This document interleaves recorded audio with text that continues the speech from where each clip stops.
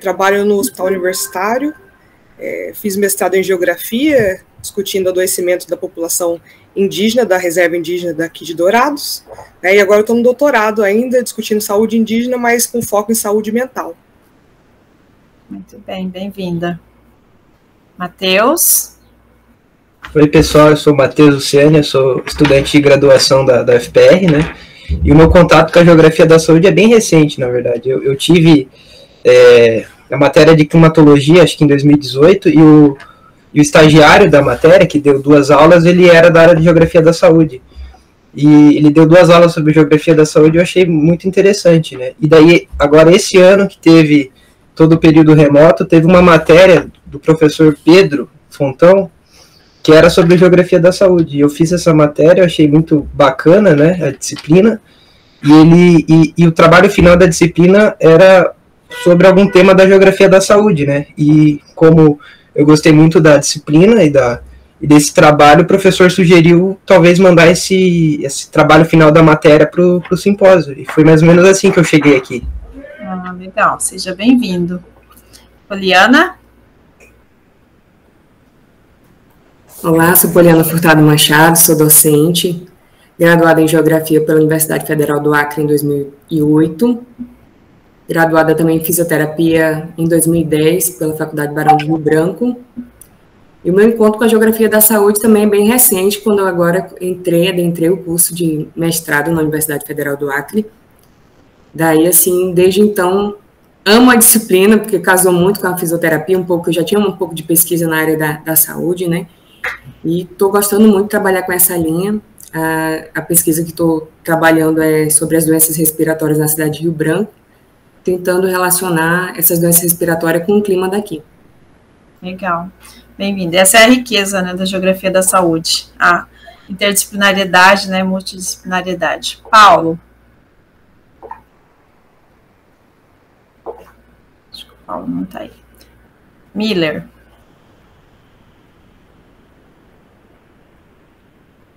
Está sem som. Estão me ouvindo agora? Sim.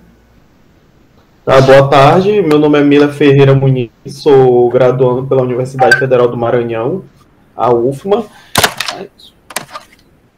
Desculpa. Vou apresentar junto com o meu professor, só que acho que ele ainda não apareceu aqui ainda. Sou concluinte do curso aqui pelo bacharelado. Ah, legal. Bem-vindo, Miller. Paulo está aí ou ainda não? Bom, então acho que nós podemos iniciar, né? Para não atrasarmos muito também. E aí, quando a pessoa for apresentar, ela se apresenta, né? Podemos começar então, Matheus? Vocês estão vendo a tela? Sim. Eu vou deixar aqui, para mim vai ficar grande, vocês continuam enxergando? Sim. Tá, então tá. Então, pessoal, eu sou o Matheus, né, eu já me apresentei brevemente, e hoje eu vou apresentar o trabalho, né, chamado Território Alimentar em Disputa, né, Constituição de Desertos e Pântanos Alimentares a partir da lógica da distribuição de alimentos ultraprocessados. É um título bem grande, né, porque abrange muita coisa, né. Então, eu sou autor, né, junto com o professor Pedro Beda Fontão, que é do Departamento de Geografia da UFPR. Então, aqui, brevemente, né, o intuito desse artigo que a gente desenvolveu é para dialogar, né, um diálogo entre uma breve avaliação das cadeias de distribuição de alimentos sobre o território brasileiro, né, de um modo geral. E como que essa cadeia de distribuição ela vai impactar, né, na própria alimentação da população, né, e como que, eventualmente, tudo isso vai gerar duas coisas, né, que a gente vai abordar no decorrer desse trabalho, denominados de desertos e pântanos alimentares, né. Essa seria a primeira parte, né. A segunda parte, né, é entender, a partir da lógica da política de Estado, né, do SUS, etc., como que essas políticas podem ou poderiam ajudar a frear esses dois conceitos, né, de desertos e pântanos, né. E o que se enfatizou muito nesse trabalho foi a questão dos alimentos ultraprocessados, né. que a gente vai ver um pouquinho também, né, sobre isso aqui no decorrer. Então, os procedimentos metodológicos dessa pesquisa, né, estão relacionados a duas, digamos assim, áreas, né, de estudo, né, no caso, a pesquisa e revisão bibliográfica, né, foi um trabalho basicamente composto disso, né, a gente utilizou uma série de autores, né, de conceitos, né, principalmente do Shaw, né, do Walter Vigeri, o Honório, né, que são autores que dão um embasamento muito sólido para a nossa pesquisa, né, e principalmente, né, uma coisa que a gente buscou é utilizar uma perspectiva newtoniana para compreender os aspectos da globalização, né, dentro da alimentação e coisas afins, né. Então, em suma, né, essa seria nosso procedimento metodológico, embasado em grande parte por pesquisa e revisão metodológica, analisando esses conceitos e tentando compreender como que esses conceitos se enquadram, né, aqui no Brasil em relação às cadeias de distribuição de alimentos, né, e a formação dos desertos e pântanos, que são dois conceitos que a gente estudou e tentou aplicar aqui no Brasil, né. Por que eu falei tentou? Porque tem uma questão aqui que a gente vai ver o porquê que acontece isso, né.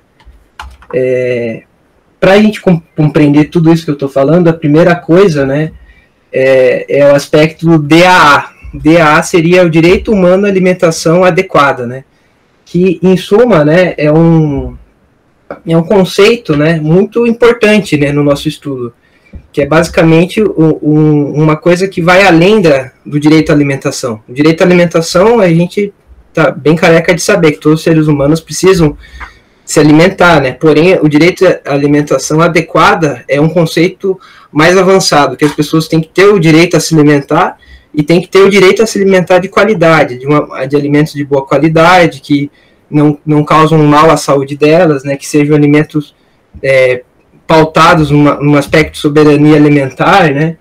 E tudo isso está enquadrado dentro de alguns projetos governamentais e mundiais, né? Por exemplo, Objetivo do Desenvolvimento Sustentável, né? Do projeto da ONU dentro da Agenda 2030, né? Aqui no Brasil a gente tem os aspectos do Fome Zero, que foi um projeto, né, mais antigo, Bolsa Família, são projetos que entram dentro desse conceito, né, de garantir o direito à alimentação e também a alimentação adequada. E além disso, né, a gente vai ver aqui outros conceitos antes de chegar no ápice, né, do estudo, que é outro conceito muito importante, é ultraprocessado, né. Ultraprocessado, basicamente, né, é uma formulação industrial, né, aqui até foi retirado do Guia Alimentar para a População Brasileira, né, que é um guia de excelência mundial, né, e para o Guia Alimentar para a População Brasileira, o ultraprocessado é uma formulação industrial à base de ingredientes extraídos, né, ou derivados de alimentos, como óleos, gordura, açúcar, amido modificado, né, e basicamente são alimentos que não são alimentos, são alimentos químicos, né, que não têm uma qualidade muito satisfatória do ponto de vista nutricional, né. Então, o ultraprocessado é isso, é uma formulação química, né, que não é um alimento de fato, né. E, em grande parte, eles são oriundos, né, de reconstituições de componentes, né, e também estão vinculados a commodities agroindustriais, milho, soja, né, açúcar, trigo, enfim, e isso resulta, né, geralmente em uma formulação de baixa qualidade. E por que isso acontece? Porque eles têm uma maior densidade de caloria, né, e uma menor quantidade de proteínas e fibras. E, em geral, por causa da forma que esses alimentos são feitos, né, alimentos feitos de uma formulação química, industrial, com mistura de uma série de insumos, em geral isso leva a um consumo desmedido, né, muitas vezes porque vai ter componentes químicos que vão ativar partes do cérebro que vão gerar uma hiperpalatabilidade daquele alimento, né, que não é nada bom. E o que a gente tem que entender do ponto de vista de dados aqui, né, que o acesso à alimentação ultraprocessada no Brasil vem crescendo ano após ano, né? Aqui, se a gente pega o ano de 2002, a gente tinha mais ou menos 20,8%, né, de contribuição de alimentos ultraprocessados à alimentação brasileira, né? Contribuição calórica dos ultraprocessados era de 20,8% em 2002. em 2009 já subiu para 25,4%, né? Já teve um crescimento, né? Se a gente pegar os valores per capita, no ano 2000, um brasileiro consumiu 86 quilos per capita de alimento ultraprocessado, né? E no ano de 2013, esses valores já subiram para 112 quilos, né? Isso demonstra claramente que os ultraprocessados estão crescendo no Brasil, né? E todos esses conceitos que eu falei são importantes para a gente entender, talvez, o conceito chave desse trabalho, né? Que é o aspecto desertos e pântanos alimentares. Quando a gente fala deserto alimentar, ele está se referindo a um local onde os alimentos in natura são escassos ou quase impossível. Isso é uma denominação de uma pesquisa do IDEC, né, de um relatório de alimentação do IDEC que se aprofundou nessa temática, né. Já os pântanos alimentares, eles são correlacionados aos desertos, porém, você fala que um lugar é um pântano alimentar quando são locais que há a predominância de vendas de produtos ultraprocessados e altamente calóricos, né? Então, quando a gente vai numa praça de alimentação do shopping, a gente pode denominar aquilo lá de um pântano alimentar, porque é um lugar que está com uma concentração muito elevada de alimentos ultraprocessados, né? Fast food. Então, basicamente, a diferença entre os dois termos é essa, né? O deserto alimentar é quando um lugar não tem acesso a alimento in natura ou saudável. E o pântano é quando tem uma predominância muito alta de alimentos altamente calóricos. Eles são dois termos que se ajudam um com o outro, né? É importante os dois estarem linkados, né? E, em geral, as pessoas elas vão ter dificuldades para se locomover, né? Quando você vive numa área de um deserto alimentar, que não tem acesso a alimentos in natura, você vai ter, geralmente, dificuldade para se locomover para uma área para obter alimentos saudáveis, né? Então, tá aí uma grande questão problemática dos desertos em pântano, né? Porque, no caso, quando você tem uma área que é considerada um deserto alimentar, muitas vezes, para você buscar alimentos saudáveis, você vai ter que se deslocar, e as pessoas nem sempre têm condições de se deslocar. Tem uma questão do peso, por exemplo, né? Às vezes você quer comprar alimentos saudáveis, você tem que no Ceasa, aqui em Curitiba a gente chama de Ceasa, a área que vende bastante verdura, barata, etc, né? E o Ceasa fica bem longe, assim, bem longe da cidade, fica numa área de rodovia, assim. Então, para você chegar num lugar desse, você vai ter que se locomover, as pessoas têm dificuldade para chegar nesses lugares, então é um impedimento, né, para ter alimentação saudável, né? E os dois termos são importantes para o planejamento de saúde, planejamento público, né? E outro aspecto, né, as cadeias globais de alimentação, né? Então, a gente tem que entender que a gente tem duas cadeias distintas, né? Sendo a primeira cadeia tradicional, né, que é composto por agricultores, né, de pequeno porte, vendedores independentes de porta a porta, né? É a cadeia tradicional da alimentação, né? E a segunda cadeia é essa cadeia que eu estou falando já, uma cadeia mais complexa, né? Alimentos ultraprocessados, componentes industriais difíceis de entender como eles são feitos, né? Muitas vezes ligados a um capital internacional, né? Que a gente não sabe muito bem, que come uma bolachinha maisena, mas a composição daquela bolachinha é extremamente complexa, né? Vai ter trigo que não é trigo, vai ter um monte de componentes para conservar aquele produto, né? Enfim, é uma cadeia global, né? Que está ligada a um grande capital internacional, né? Muitas vezes. E no caso, né, cadeia de alimentação ultraprocessada, essa cadeia complexa, né, ela está muitas vezes ligada, né, no caso, né, a gente pode até falar que ela está ligada a uma distribuição pelo território, né, de uma forma muito interessante, assim, né, as cadeias globais, elas vão avançando pelo território, conquistando, né, na banquinha, né, do bairro, ela chega lá na banquinha, fala, você não, por exemplo, a Coca-Cola, né, a Coca-Cola tem o hábito de instalar máquinas, né, de bebida em determinados estabelecimentos, então todo esse processo, né, é uma certa distribuição e um avanço da cadeia global de alimentação pelo território, conquistando, né, áreas periféricas, áreas não periféricas, e sempre, né, essa conquista envolve a inserção de alimentos não saudáveis, né, a gente tem o caso da Nestlé com os vendedores de porta a porta, né, tem uma matéria muito bacana, acho que é do El País que fala sobre isso, né, do como que a Nestlé vem avançando, né, nos países em desenvolvimento como o Brasil, com essa questão da venda porta a porta, né? Os produtos da Nestlé, em geral, são uma porcaria do ponto de vista de saúde, né?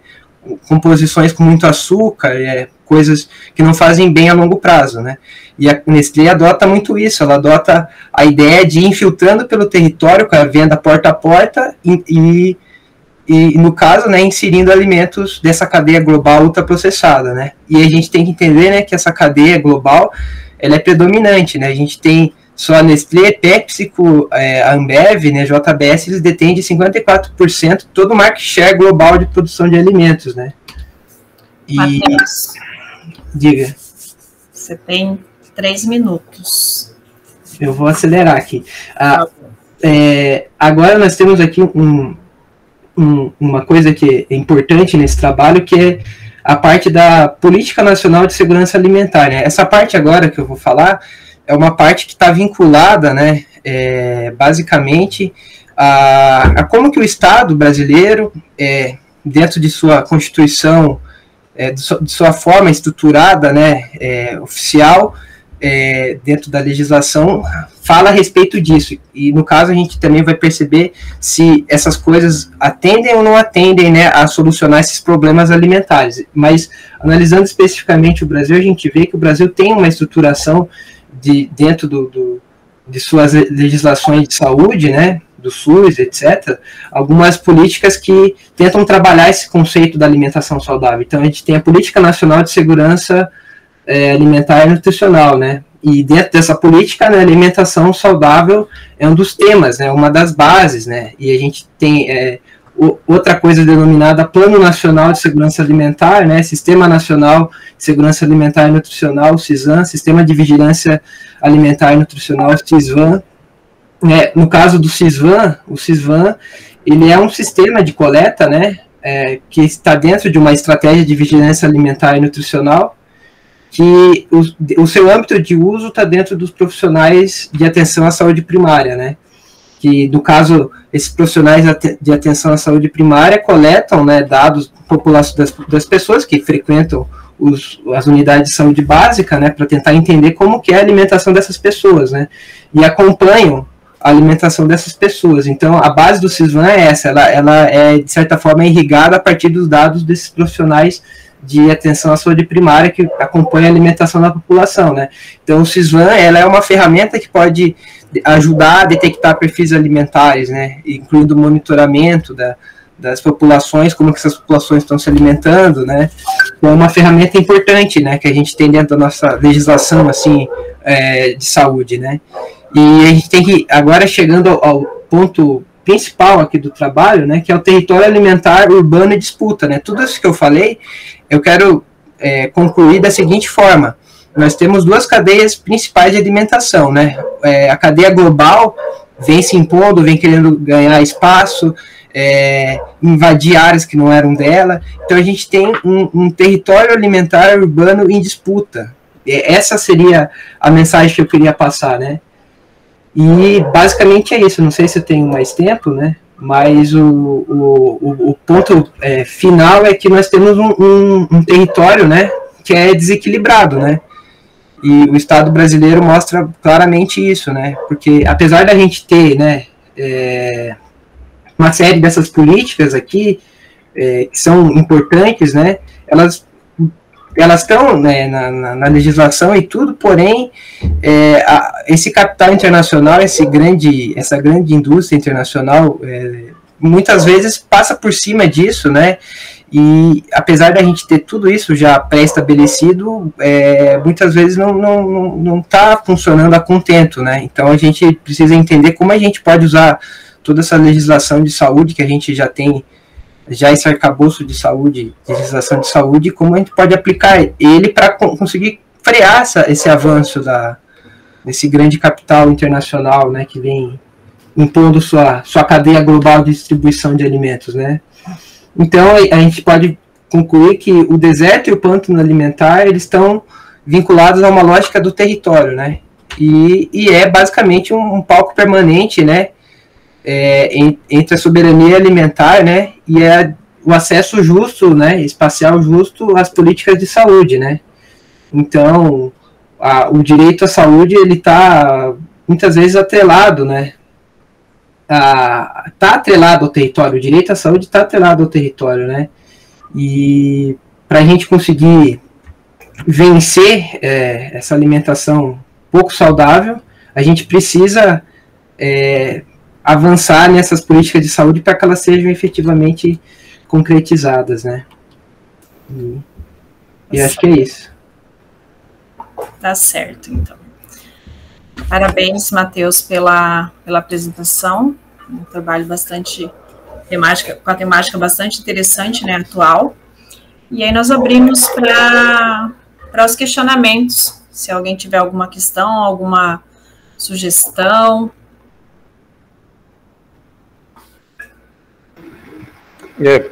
Vou rapidinho, só uma indicação de uma referência. Parabéns aí, Matheus, pela apresentação, trabalho.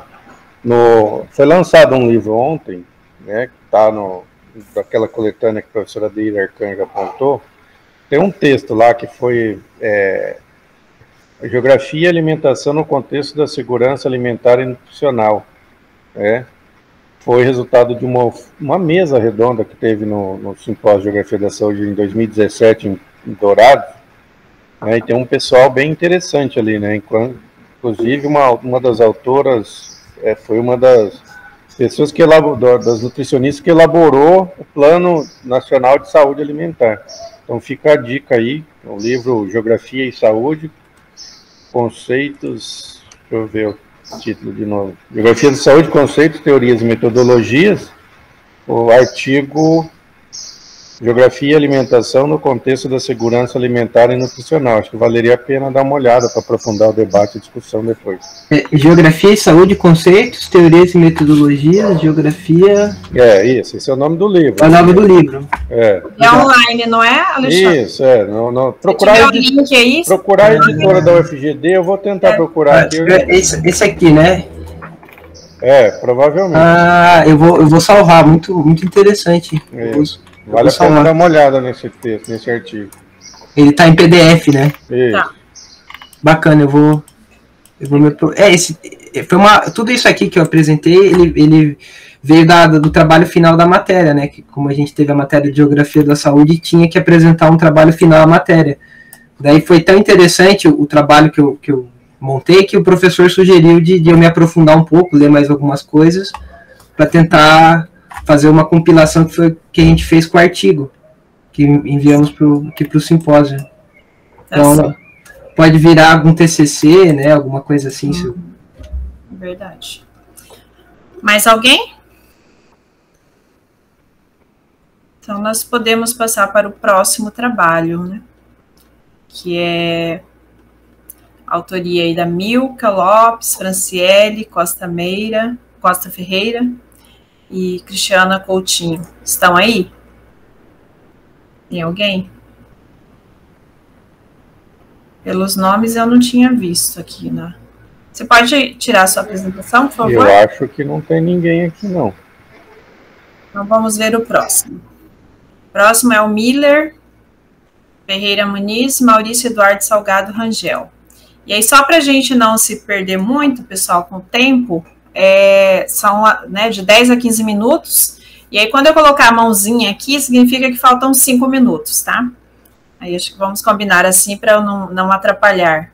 Né, para a gente tentar manter, né, por conta da mesa que a gente tem daqui a pouco. Ok. Tá bem? Então, podemos começar. Miller tá aí, né? Você tem a apresentação aí, Miller? Porque eu acho que o nosso monitor não veio na sala.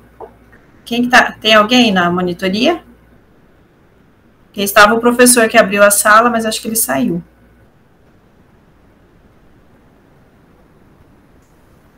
Bom, Miller não se manifestou. Vamos lá, Nara e Alexandre. Os dois estão aí. Olá, vou compartilhar aqui a tela, então. Tá bem.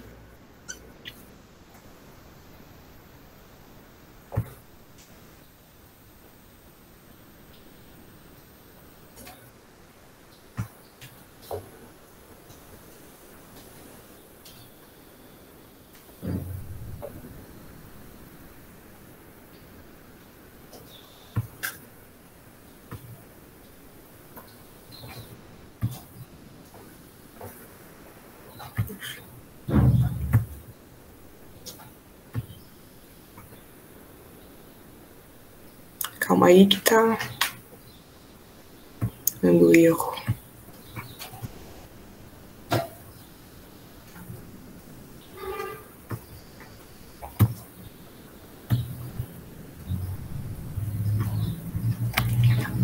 Apareceu?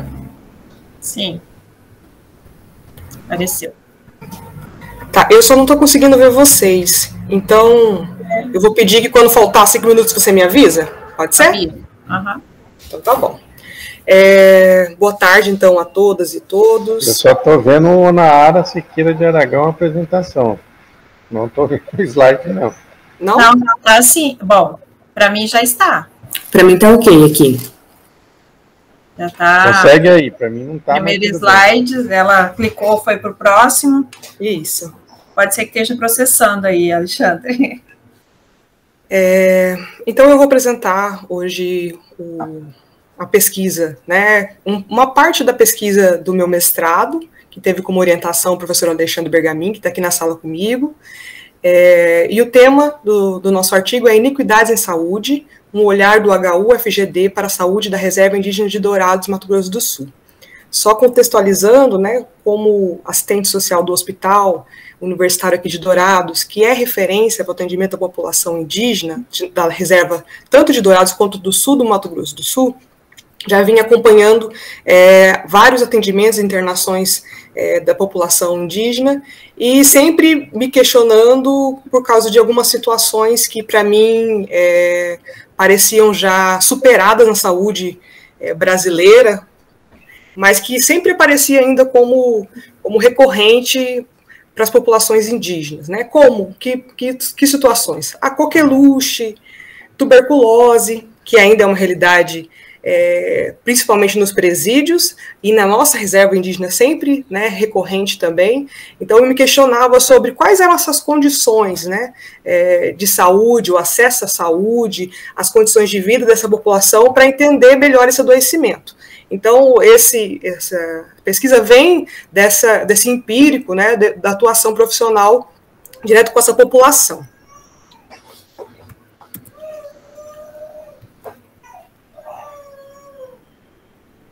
Então, atualmente, né, no Brasil, há pouca produção sistemática. Eu vou ter que esperar um pouquinho, só que eu vou ter que pegar a bebê que começou a chorar ali. Só pegar ela rapidinho. Tá bem. Vai lá.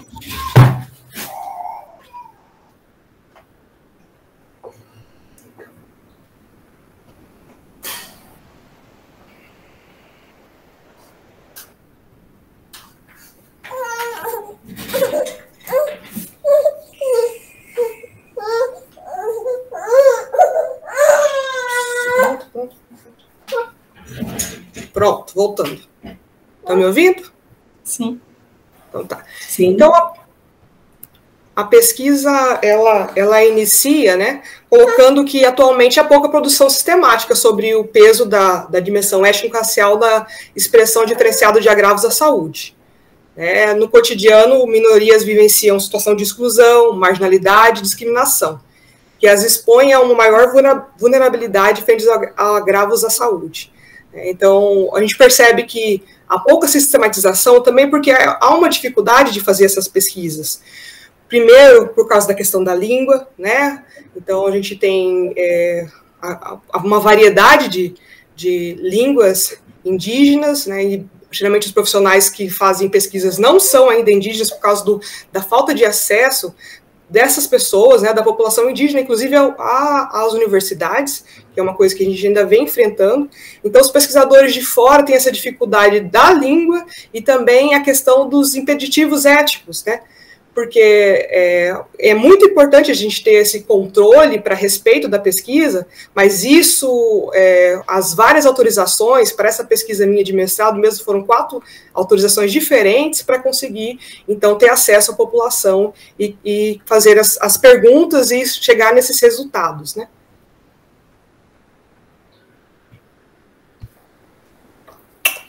O próximo... Então, essa pesquisa, como que ela se desenvolveu metodologicamente, né? Nós escolhemos um período do ano de 2016 para fazer entrevistas com os pacientes internados, né? Aqueles pacientes que eram menores de idade, a pesquisa era feita com os acompanhantes, ou aqueles pacientes também que não estavam em condições de colaborar com a pesquisa, os acompanhantes responderam, né? Sempre utilizando também explicando a possibilidade de participar ou não, mas a gente teve uma boa aceitação dos indígenas internados e acompanhantes. Ele foi semi-estruturado, e a ideia desse questionário era para entender a relação espacial do processo de saúde e doença dos mesmos. Então, tinham questões econômicas, de acesso à saúde, também ali verificamos quais as patologias de internação, acesso à água, documentação básica. Foram várias questões, né, mais de 35 questões que foram levantadas para fazer um perfil epidemiológico e verificar aí qual é o impacto dessas condições de vida na saúde. O próximo slide é um mapa, né, da reserva indígena, e eu sei que muitos aqui não são aqui do nosso estado, né? A Eva, que está aqui com a gente, deve conhecer a nossa reserva, mas para quem não para entender um pouco qual que é a lógica da nossa reserva aqui, né? Aqui, então, é a reserva indígena de Dourados, ela possui 3,5 hectares somente. Ela foi instaurada, foi criada, né, em 1917. Por que foi criada? Porque não era um local específico de todos esses povos, né? Eles foram desterritorializados de todo o Mato Grosso do Sul, de vários locais, especialmente aqui do sul do Mato Grosso do Sul, e foram confinados nesse espaço de 3,5 hectares, e hoje, nesse verde mais escuro, se chama Aldeia Bororó, e no mais claro, Aldeia Jaguapiru. E essa linha vermelha que passa aqui entre as aldeias é a rodovia, né, que liga Dourados a Itaporã. E Dourados aqui, vocês veem que fica do lado, assim, né, a aldeia em Dourados, a reserva indígena, ela é mais próxima à cidade do que muitos bairros da cidade. Então há essa proximidade com o território urbano, o que no lugar de possibilitar a promoção de saúde, na verdade, criou várias intersecções negativas no adoecimento da população. E aqui dá para perceber claramente hoje essa situação de confinamento da população indígena, né? Nós temos uma média de 15 mil indígenas morando nessa área. Eu também trago no artigo um pouco sobre a organização do DSEI, né, Distrito Sanitário de Saúde Indígena, mostrando como que é a organização, que é diferenciada por causa da Política Nacional Indígena. Então, existe um polo de saúde, que é referência, né, para os postos de saúde dentro da comunidade, e existe também os hospitais de referência do SUS, que são os atendimentos de média e alta complexidade. E também existe a Casa de Saúde do Indígena, né, a CASAI, que existe em algumas cidades maiores, né, que são referências para o paciente que está em trânsito poder fazer o tratamento na cidade. Mas a gente faz uma crítica, né, ao modelo, porque apesar dele parecer integrativo, parecer um modelo que responde às necessidades da comunidade, na prática ainda há uma lógica muito hospitalocêntrica, né? Então o paciente tem poucas condições de tratamento de saúde, de cuidados em saúde e acaba indo direto ao hospital da forma mais grave, né? Para vocês terem uma ideia, não faz parte dessa pesquisa, mas a última estatística que nós encontramos pelo DataSul sobre a expectativa de vida da nossa reserva é de 36,9 anos, né? Então, assim, para vocês perceberem a questão da desigualdade e da falta de assistência que já fica claro nos indicadores de saúde. Então, eu trouxe aqui, como é pouco tempo, só algumas partes da pesquisa, né, porque a gente trouxe vários elementos, mas a idade dos pacientes internados, a gente teve, então, mais de 70% pacientes jovens, né, crianças, depois de 5 a 12, depois de 12 a 18. E a gente percebe que também não tem tantos idosos, porque como a gente já falou anteriormente, né, a expectativa de vida é baixa, então seria lógico também a gente não encontrar tantos idosos na pesquisa por causa da expectativa que nós temos aqui e das iniquidades em saúde propostas. E mostrando também um nível aí desigual, né, de adoecimento entre as crianças, por causa das condições sociais.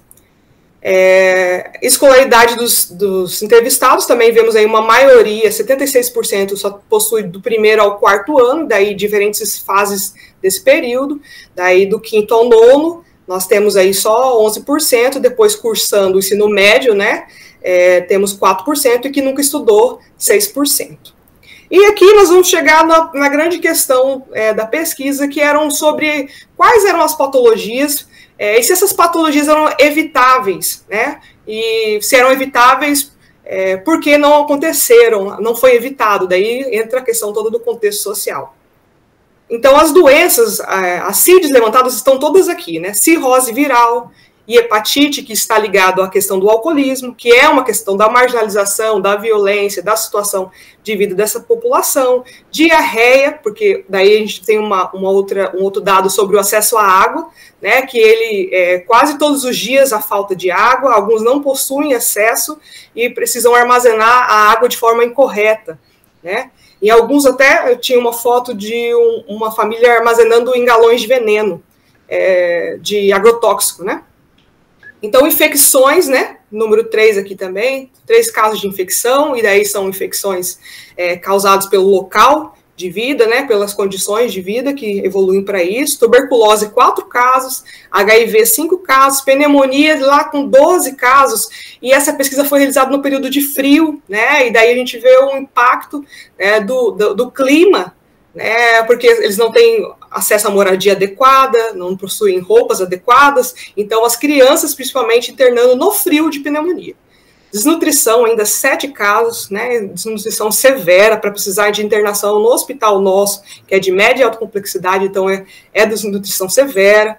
Abuso sexual também aparecendo com um grande avanço aí, e isso reflexo das condições de marginalidade, né, de descaso com a saúde indígena, que causa toda essa situação.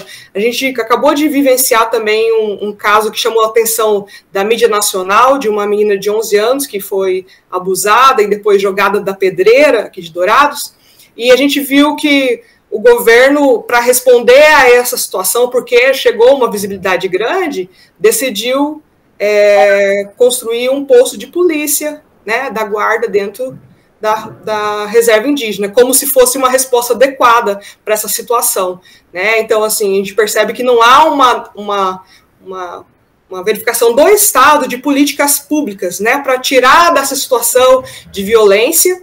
E outra coisa, há uma naturalização de como se o abuso, o estupro fosse natural, né, da cultura indígena, e não é. Isso é só um reflexo da situação marginal e do ciclo de violência que essas populações vivem.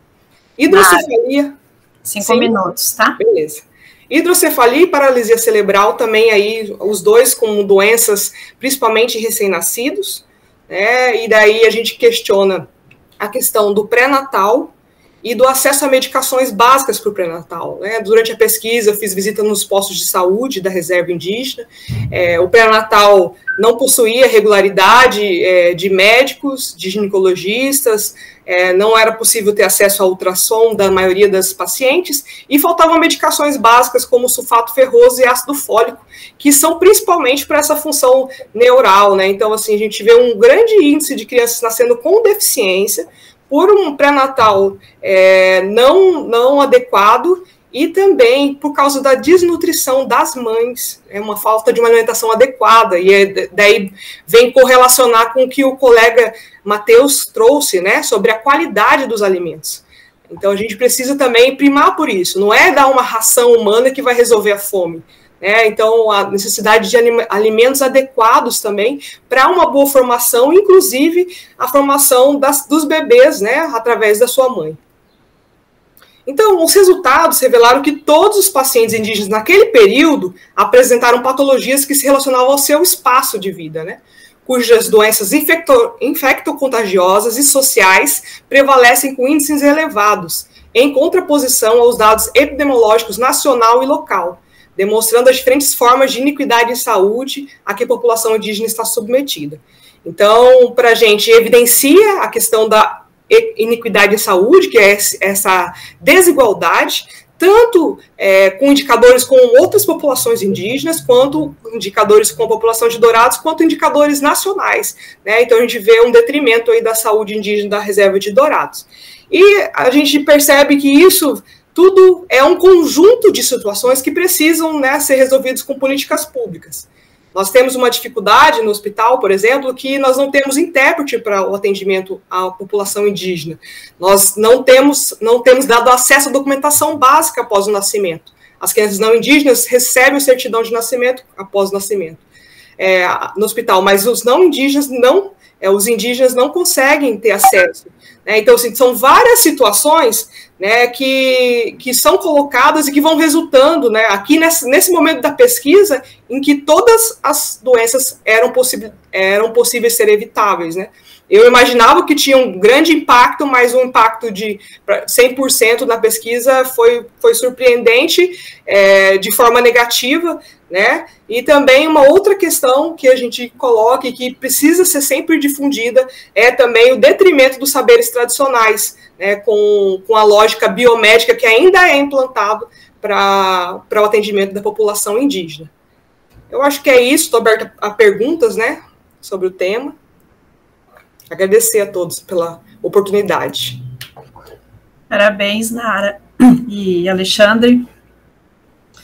Uma pesquisa, né, de uma relevância muito grande, principalmente para o nosso estado, né, que tem aí um grande número de população indígena. Dourados, aqui da ONU, a gente também tem essa realidade, e até por conta dos procedimentos, que eu sei que não foi fácil realizar essa pesquisa, né. A gente tem aqui também população indígena e é um trâmite bastante complicado, né, a gente ter o acesso, conseguir, né, toda a documentação, mas uma temática interessante, ao mesmo tempo nos deixa, né, bastante tristes, né, com a constatação da realidade, né, que a gente só vai trazer isso para a questão científica, né, comprovar cientificamente aquilo que a gente empiricamente já sabe, né, já percebe, né. Parabéns. Alguma questão, pessoal?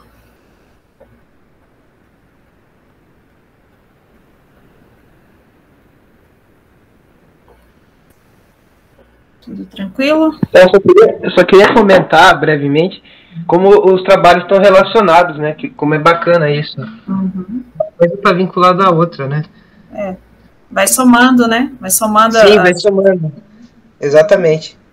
E eu falei no início, né, da riqueza que é a geografia da saúde, quando a gente tem os profissionais de diversas áreas, né, que acabam se complementando, né, cada um na sua área, trazendo aí para as discussões, né, com a ciência geográfica aí como o que vai dar essa unicidade, né, nas temáticas. Vou complementar rapidinho. Complemente. Né, que a Eva falou e o que a Nara colocaram. Como que o trabalho científico nosso, às vezes até nos surpreende, porque quando a Nara fez a pesquisa, né, ela até conseguiu, assim, vamos dizer, desenvolver parte da pesquisa, até se fosse esperar a plataforma Brasil aprovar, né, então, assim, como a Nara estava dentro do hospital, teve uma certa facilidade, vamos dizer assim, né, mas mostrar assim, como que às vezes a realidade é pior daquilo que a pesquisa científica revela, uma realidade pior do que a gente imagina. É perceptível, qualquer um que está em Dourados, nas reservas indígenas do Mato Grosso do Sul, a precariedade da vida, né, e do espaço enquanto um elemento fundamental para vida precária. Né? Mas quando a Nara faz o levantamento e praticamente 100% das seeds ali dos problemas são problemas evitáveis, né? E aí é aquilo, né? O dado mais novo agora, né? Quer dizer, a média da idade da população brasileira é 70 e poucos anos e a média é 36 na reserva, né? É muito baixo. Então mostrar assim, e é um território urbano praticamente. Para quem não conhece, a Nara mostrou, praticamente para quem vem a Dourados e nunca viu, ele é um bairro empobrecido dentro da cidade. É mais um bairro periférico extremamente empobrecido dentro da cidade. Quer dizer, nós estamos falando praticamente de uma realidade urbana, século XXI, em que esse espaço faz com que a vida das pessoas seja totalmente negligenciada, vamos dizer assim, né? Nesse sentido. Só para complementar, né, o debate. E a Nahara agora está querendo estudar um outro elemento fundamental, que é o suicídio dos indígenas, né? Eu não sei se ela vai conseguir. Uma seara muito mais complicada essa, né? Não, eu vou estar aqui para atrapalhar um pouco mais também. Mas eu acredito que seja possível, né? Porque você trabalhar com dados secundários, e no caso, por exemplo, com suicídio, é mais fácil, às vezes, do que você trabalhar com as pessoas, né? Eu trabalhei com um aluno, um suicídio, né, aqui em Aquidauana e Anastácio. Foi muito mais tranquilo do que depois a gente desenvolver um estudo sobre ensino de geografia no território indígena. Então, assim, às vezes é mais fácil por conta de ser já um dado secundário, né? Mas é uma pesquisa aí muitíssimo importante, essencial, para trazer à luz essas discussões, né? De que a partir do momento que a gente tem o dado científico, né? O trabalho científico, a gente consegue ter argumentos, né? Ou para comprovar, ou para ir contra aquilo que todo mundo diz, né? Então, a importância da ciência, né, que a gente tem que estar reforçando todos os dias, né, infelizmente, ainda mais nesses tempos que vivemos, né. Vamos, então, passar para o próximo. Vamos ver se o Miller consegue. Ele disse que estava nos ouvindo, mas não conseguia falar a hora que eu chamei. Será que você consegue agora, Miller? Como é que está o seu acesso? Ele escreveu aí no chat, mas eu não vi se ele respondeu. Não respondeu nem o que eu escrevi para ele. Então, acho que nós podemos passar para, acho que é a Poliana, né, o próximo, que está aqui na sala. Deixa eu ver. A Milka, acho que não chegou mesmo. Miller. Paulo, né, Paulo Lopes. Tá aqui.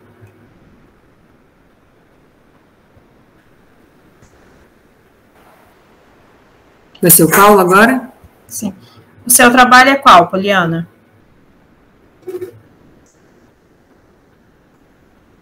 O emprego do conceito de território.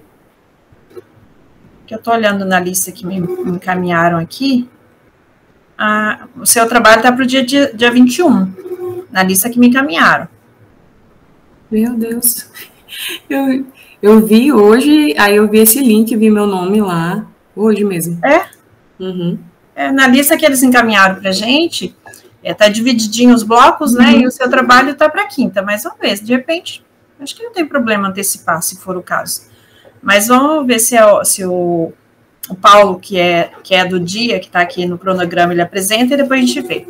Se o Miller não conseguir, não aparecer outra, e você apresenta, se você quiser.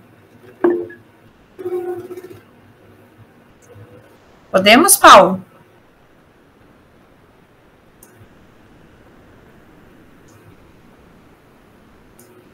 Mas, gente, o que acontece com nossos...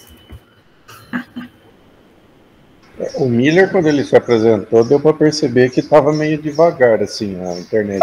Então, e aí ele escreveu depois aqui e falou, quando vocês me chamavam, eu estava ouvindo, mas eu não conseguia... Né? Miller, estou ouvindo, só um minuto, estou tentando resolver.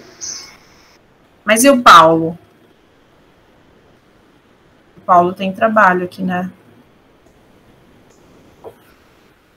Quer apresentar, Poliana? Vamos lá.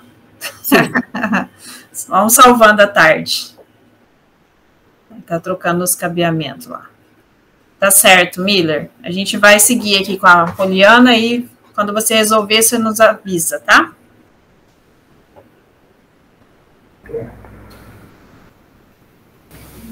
Paulo, estou.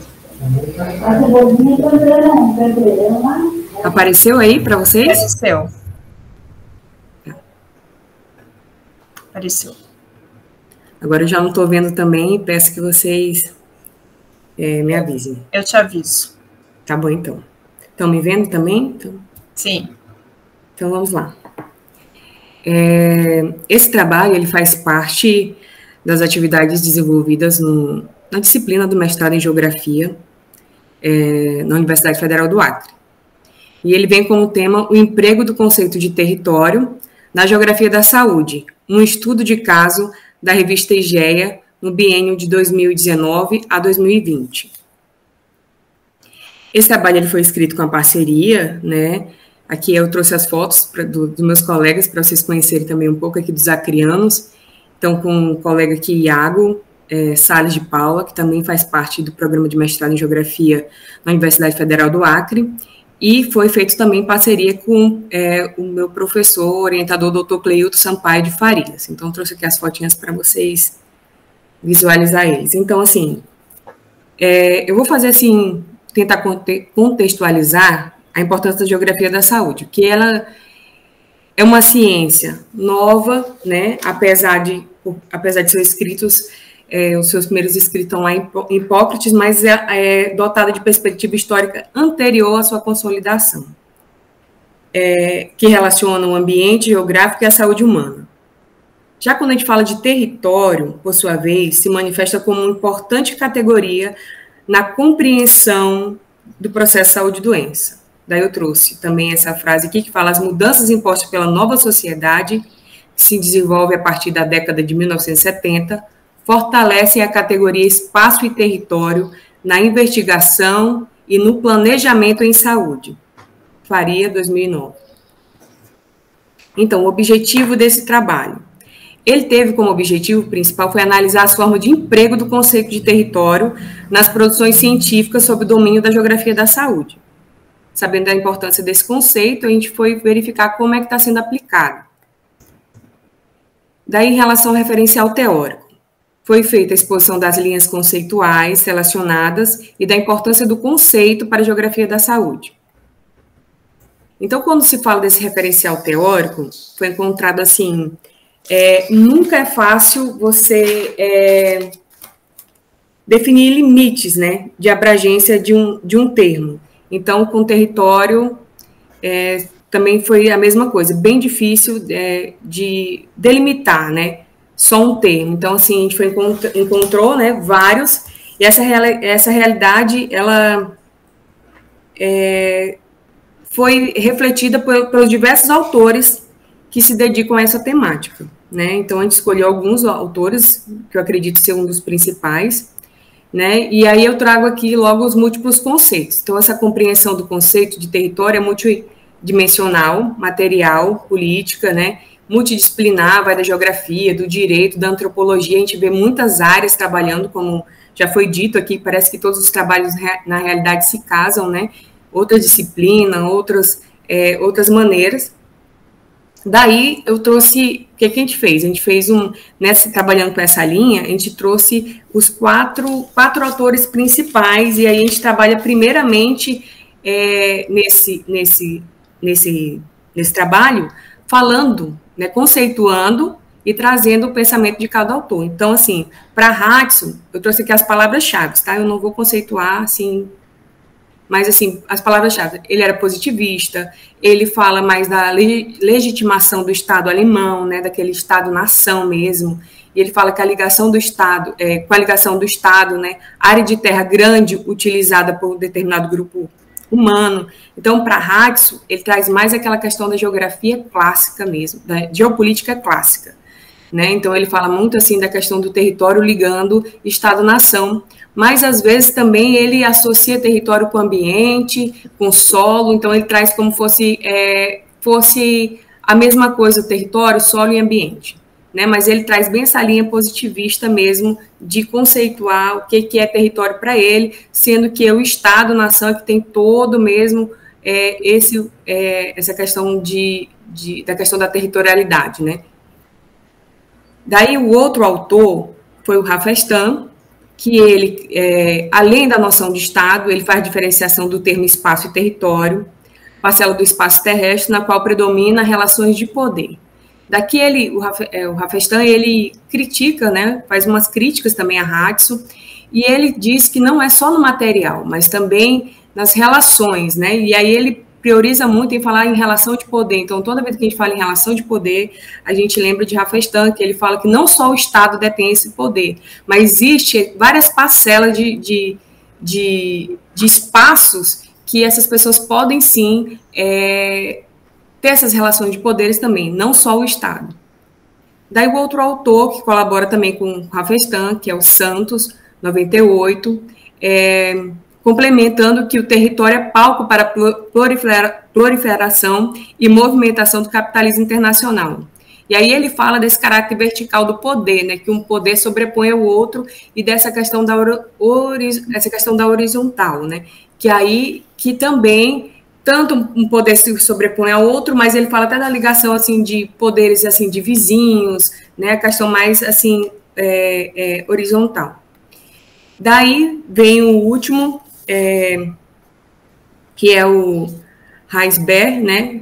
Heisberg, 2004, e ele fala dessa conotação material e simbólica, o poder representado, entre outros, pela sociedade, o Estado, instituições políticas, sentimento de apropriação.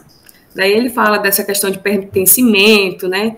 E aí eu até aproveito esse momento para dizer assim, eu sou acriana, do pé rachado, essas questões todas aí também vêm dessa questão da teoria, né, da linha de pensamento do Heisberg, né? E aí eu tento também trazer no artigo na geografia da saúde, né, qual a importância do estudo das relações espaciais nesse processo de saúde e doença. Então o território é importantíssimo para a gente compreender, como já foi dito pela Nahara, pelo Matheus também, se a gente não souber qual é esse território, compreender mesmo esse conceito dele, a gente consegue muito mais fácil compreender essa relação saúde e doença. O método utilizado da pesquisa foi pesquisa bibliográfica de abordagem qualitativa. Então, coleta de dados, foi feita uma revisão bibliográfica, né, desses autores, todos esses autores.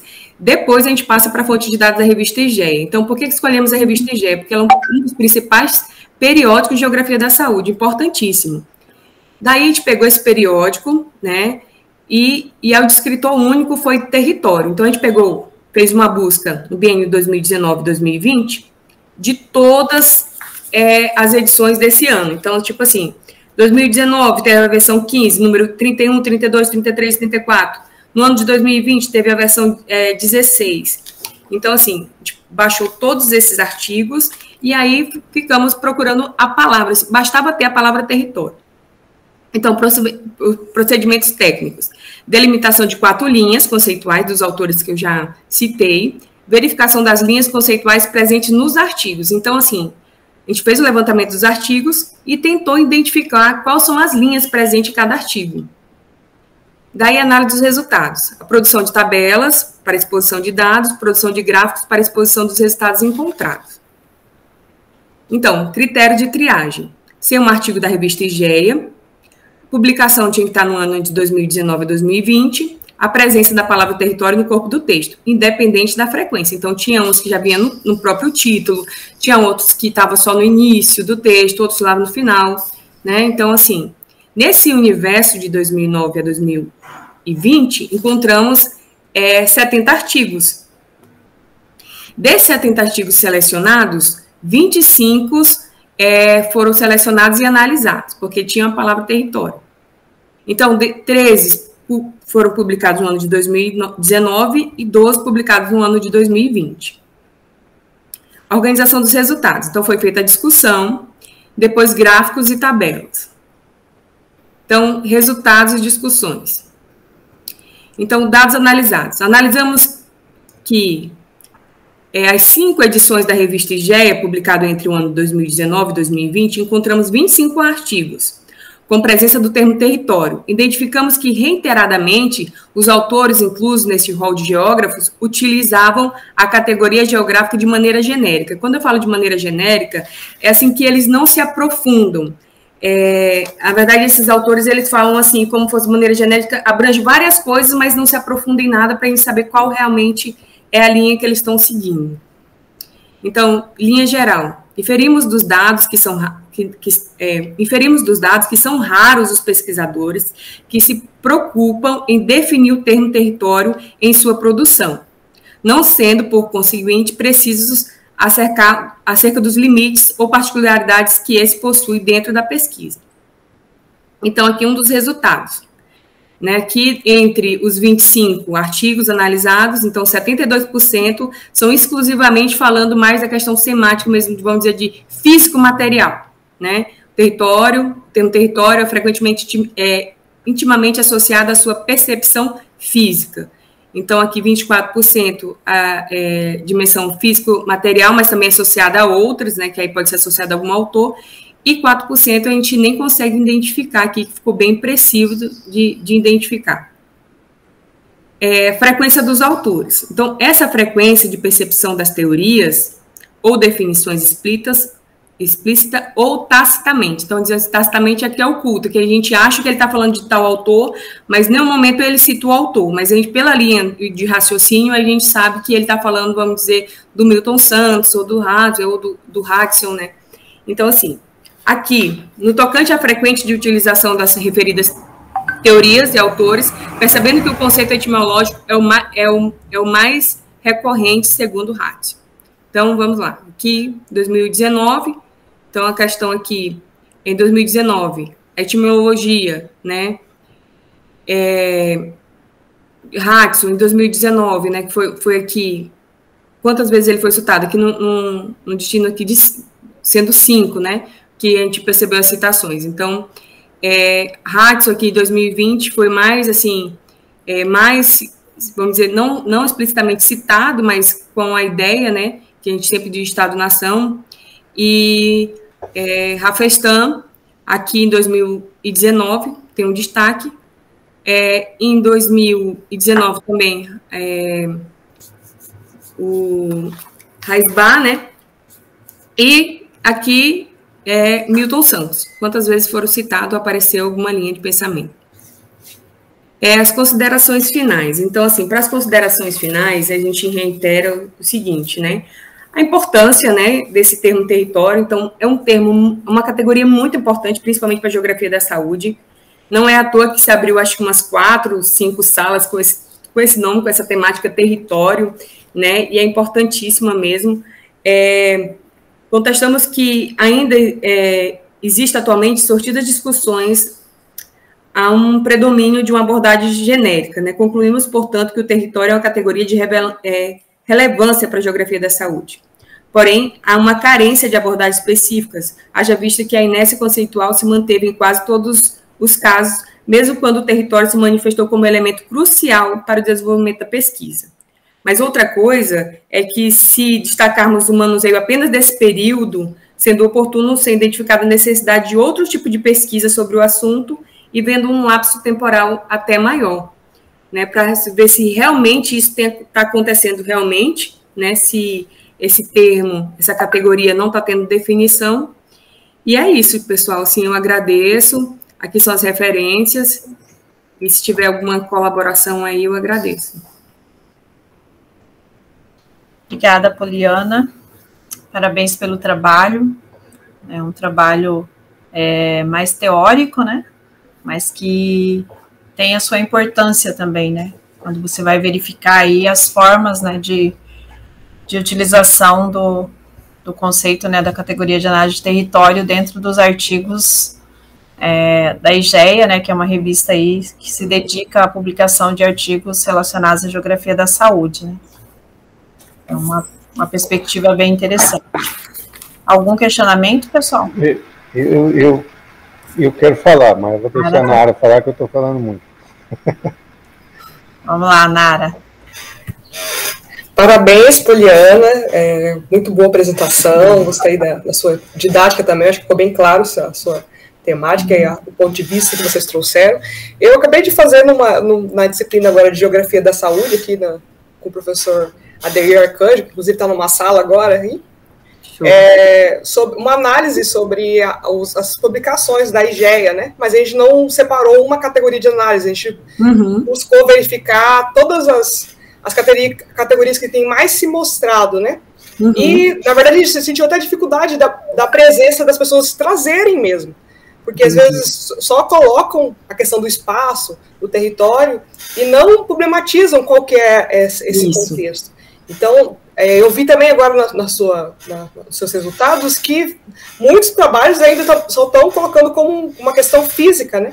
Isso. E não estão falando sobre as relações de poder. Não. Né, de dominação, né, as dialética, da vida, do olhar, da percepção, nada. Exatamente, e daí a gente vê como isso ainda, dentro da geografia, porque dentro do serviço social e dentro da saúde, que são áreas que eu também caminho, território geralmente se limita a limite físico. Isso. E daí na geografia ela tem esse embasamento teórico maior, e daí eu fico até preocupada, porque muita gente parece que em algumas coisas estão se perdendo isso, essa politização, né, da categoria da necessidade de utilizar isso. Eu participei de uma sala do ENAMPED também que me perguntaram qual que é o conceito de território que eu venho trazendo, porque eles estão tendo dificuldade de pensar território e saúde. Eu falei assim, nossa, mas a gente já tem Hasbert aí desde 2004 como uma base teórica, né? A gente tem vários outros autores da geografia que vêm tratando multiterritorialidade, né, reterritorialização, desterritorialização. Então, assim, eu vejo como muito importante esse questionamento, até porque é a partir daí que a nossa análise se dá, né, da categoria. Então, eu gostei muito do seu trabalho e, pelo que a gente percebeu, não é só com essa categoria que está tendo, às vezes, essa preocupação de usá-la de forma genérica, né? Então, eu parabenizo aí pelo trabalho. Gratidão, Nara. Assim, essa pesquisa foi baseada mesmo numa disciplina, então teve esse interesse, né? Como eu estou partindo para a linha de geografia da saúde, eu digo, eu vou pesquisar para ver esse território mesmo, aí já peguei essa linha. E em outra disciplina eu fiz sobre as correntes também, para ver como é que as correntes estão sendo utilizadas também na geografia da saúde, né? E aí a gente sempre é um pouco taxado como positivista, e aí eu fui fazer esse levantamento para ver se realmente é isso, né? Quando eu fiz esse levantamento, eu confesso que eu achei que eu ia fazer só o rol dos autores, né? Mas aí depois eu tomei, foi um susto no final, quando vi o resultado que só 2 citações diretas e são de do Milton Santos, né? São nesse rol de 25 aí, artigos. Poliana, põe aquele gráfico de novo. Pode pôr? Posso, sim. Que tem os autores utilizados, né? Assim, eu diria que assim, eu tô preocupado com esse dado. Tá vendo agora? Sim. É preocupante, ó. Eu acho que para a geografia é preocupante. Não sei se a Eva, todos os que estão aqui, né, quando você tem, eu preciso tirar o óculos para enxergar, 9 artigos dos 25, 9 trabalham apenas a etimologia da palavra. Quer dizer, não estamos trabalhando de conceito. Então, assim, eu acho que aqui a gente tem um problema gravíssimo, seja dos autores, seja inclusive da revista. Eu não estou julgando e criticando a revista, porque a revista tem seus pareceristas e os pareceristas que avaliam o trabalho, né? Um pouco do que a Nara, no sentido que a Nara falou, porque quando a gente pega os textos mais específicos da saúde, eu até fiz uma discussão dessa com a Nara uma vez, com outro orientando. Os textos da saúde, eles estão preocupados assim, eles não estão preocupados com a discussão conceitual, seja de iniquidade em saúde, seja em... A discussão principal deles é assim, há uma metodologia, há uma amostra estatística, que eu compreendo disso, né? Agora, será que a geografia da saúde nós estamos caminhando para esse mesmo roteiro? É preocupante, então, porque assim, se eu tenho uma discussão, bom, é aquilo, o que seria assim, né, sucintamente, não estou aqui para dar uma aula. O que a gente entende de geografia é a gente poder fazer as leituras de qualquer elemento a partir dos conceitos da geografia, das categorias de análise. Se dos 25, praticamente 9 só trabalham a questão etimológica ou etiológica, não lembro agora o correto, do território, nós não estamos falando de conceito de território, então não estamos fazendo uma análise geográfica. Assim, pelo menos é uma leitura minha, né? Eu até baixei um texto aqui, acho que você até citou esse texto, um texto de 2007, Geografia da Saúde e as concepções sobre o território. Eu quero ler esse texto, é um texto já de 2007, nem sei em que revista que está esse aqui, deixa eu ver que revista aqui é. Gestão e Regionalidade. Qual o texto, professor? Só para, eu acho que eu não... É um texto, Geografia da Saúde e as concepções sobre o território. Nestor Alexandre Pererusque e Gilda Maria Cabral Benadutti. Eu não conheço o texto, eu só estou vendo agora, né? Mas é isso que eu olhei o resumo, parece que vai um pouco nesse caminho aí. Eu acho que é preocupante para a gente da geografia. Ou aí, assim, uma reflexão maior para nós. É isso que a gente está construindo, quer dizer, não adianta a gente ficar, porque também tem isso, né? Pô, todo texto que você for fazer, você tem que remontar qual é o conceito. Nós vamos ter que escrever uma tese para cada artigo, né? Acho que não é isso que eu estou colocando. Bom, eu posso colocar, a minha concepção de território que eu vou utilizar é o Saque, é o Heibert, é o Rafestan, é o Hatzel. Me assusta até Milton Santos ali, como referência de território.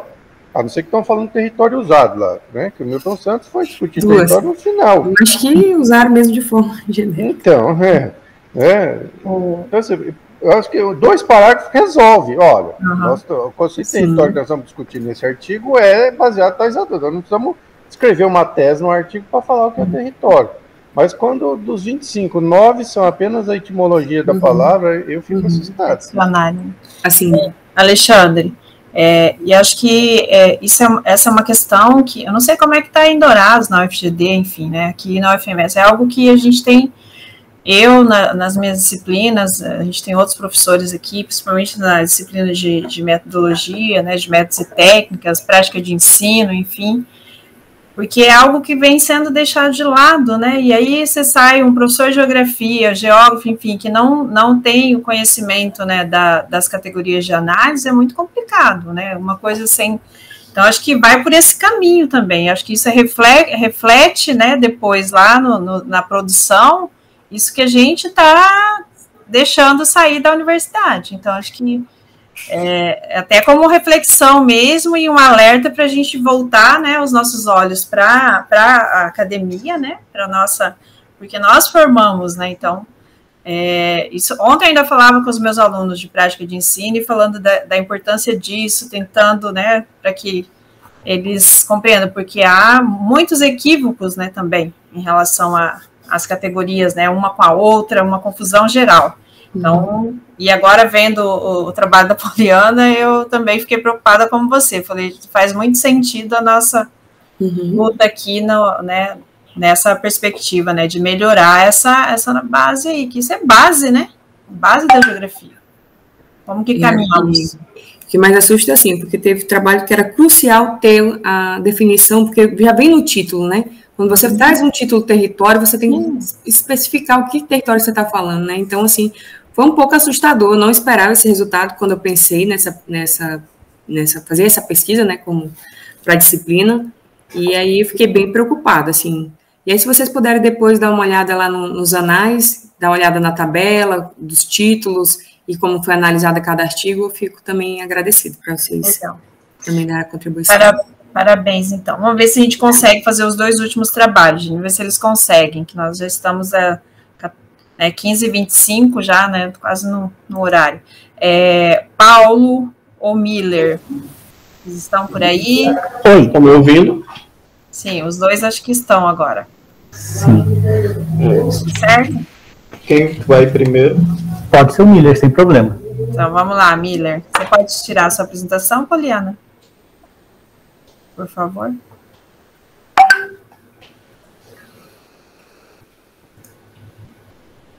Só um momento.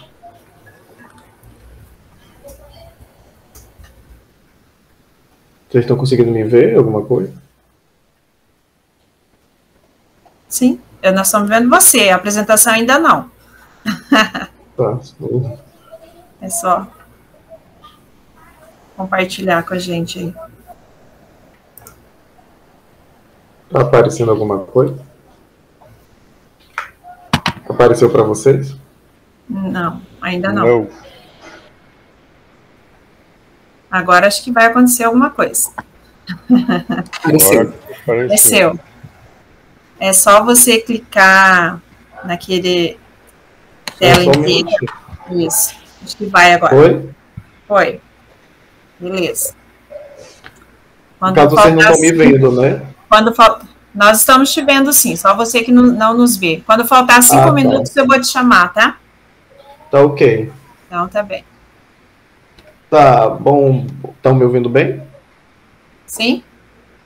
Tá bom, boa tarde. Acho que como eu já apresentei, meu nome é Miller Ferreira Muniz, sou graduando da Universidade Federal do Maranhão.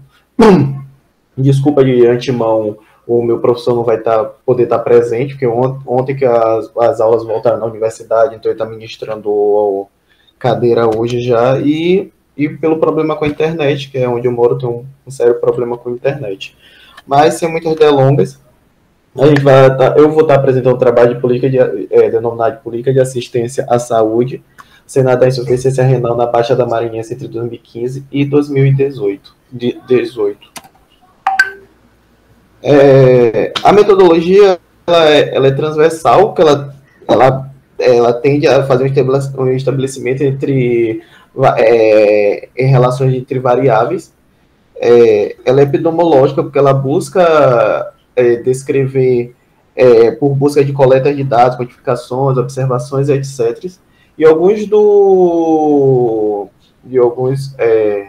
software usado foi o Google Age Pros versão 7.3, o QGIS versão 3.14, algumas bases cartográficas e informações do BGE, e o Plano Estadual de Saúde do Maranhão entre 2016 e 2019.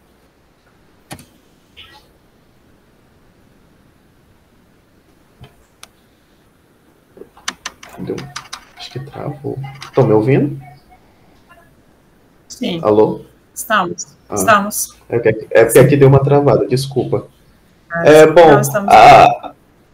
A Baixada Maranhense, como é denominada aqui no Maranhão, é uma mesorregião geográfica de mais ou menos 16.709 quilômetros, quase 17 mil, segundo o IBGE. Ela fica na região oeste, norte do estado, um pouco do sudoeste da capital, que é a ilha de São Luís, e ela é abrangida por municípios de Anajatu, Barari, Bela Vista do Maranhão, Cajari, Conceição do Lago Açu, Igarapé do Meio, Matinha, Moções e todos esses outros municípios que vocês estão vendo. A mesorregião da Baixada Maranhense ela é conhecida como a região dos lagos aqui no Maranhão, o nome já se explica. Então, necessariamente, a conexão com essa região ela é um pouco dificultosa. Então, ela não tem uma conexão por via aérea. Por via terrestre, são poucas BRs. E aqui, acho que, não sei como chamam na cidade de vocês, se existem balsas que atravessam o mar para chegar até a região da Baixada Maranhense. Aqui a gente chama de ferryboat, não sei como é que vocês devem chamar na cidade de vocês, mas aqui a principal via de acesso à Baixada Maranhense é o ferryboat. Também, eu não sei se vocês acompanharam, teve um problema também com o depósito de slides, então meu slide está bem resumido, porque eu precisei tirar muita coisa para poder conseguir enviar pela plataforma do Google, então tem alguns slides que estão faltando, então o que eu vou falar ainda não tem a ver com essa folha do slide. Mas sim, a partir da Constituição de 88, saúde passou a ser ser um direito de todos, até mesmo para quem conhece um pouco da história do SUS. Anteriormente a ele, saúde não era algo acessível a todos, apenas a um grupo minoritário. A partir da Constituição, saúde passa a ser promulgada teoricamente para todos. E aí, assim, a gente deixa de ter uma política de assistencialismo para ter uma política de assistência à saúde. E na lei um pouco mais tarde, com a Lei Orgânica da Saúde, a gente tem um processo de descentralização desse sistema, que vem juntamente com a hierarquização e a regionalização. E, segundo Cardoso 2016, a regionalização se faz necessária quando a mesma é encarada como uma ordenação por regiões em um país de proporções continentais e com disparates sociais e com disparates sociais. E a outra hierarquização, que é entendida pelo Ministério da Saúde, é quando ele dividiu as complexidades e o que nós iremos abordar será entendida como uma alta complexidade, que, segundo o Ministério da Saúde, um conjunto de procedimentos que no contexto do SUS envolve alta tecnologia e altos custos, objetivando proporcionar à população acesso a serviços qualificados e integrados aos demais níveis de atenção à saúde. E aqui a gente trata de uma doença muito específica aqui no estado do Maranhão, que é a insuficiência renal, que nada mais é que quando os rins não estão mais conseguindo fazer o seu processo normal, que é o excremento de líquidos, regulando a água dentro do corpo humano, etc. E quando isso leva a um estado crônico, se chama de insuficiência renal ou DRC. Pode até não parecer, por exemplo, uma doença um pouco negligenciada, mas até segundo o Brito e Júnior de 2001, ele considera isso como uma próxima epidemia do século XXI, porque os números, tanto mundialmente como no Brasil, vem crescendo. Só, segundo a OMS, 850 bilhões de pessoas sofrem com alguma variância de insuficiência renal no mundo. E no Brasil, em 2016, segundo o censo da SBN, 122 mil pessoas faziam algum tipo de terapia renal substitutiva. E em 2018, onde se limita a pesquisa, 133 mil pessoas, mais ou menos, realizavam alguma TRS, sendo que o procedimento de hemodiálise, que é uma das variâncias que a gente que investiga nessa pesquisa, ela é responsável por 92,2%, e sendo que uma taxa de mortalidade entre o período chegou a sua maior elevação no ano de 2018, com 19,5%. E a discussão desse trabalho em si, ela gira sobre a distribuição, como a importância da distribuição geográfica das clínicas de hemodiálise, elas são primordiais na vida de quem possui deficiência renal crônica. Que, segundo o Maldené 2008, a distribuição geográfica ela é algo primordial do paciente, ela tenha uma maior qualidade de vida, porque até onde a gente sabe, os únicos procedimentos que podem trazer uma maior qualidade de vida e longevidade a mesma o transplante renal e a hemodiálise até ela conseguir fazer um transplante renal. E a Adame, em 1993, ele fala que o paciente, principalmente com doenças crônicas, ele só pode percorrer um caminho de até 50 quilômetros até a sua residência, da sua residência para o estabelecimento de saúde, que não demora de 20 a 50, 30 minutos. Uma realidade que eu acho que não é muito compatível com o Brasil, e muito menos com o estado do Maranhão, que como a gente vai demonstrar que é o foco aqui do trabalho.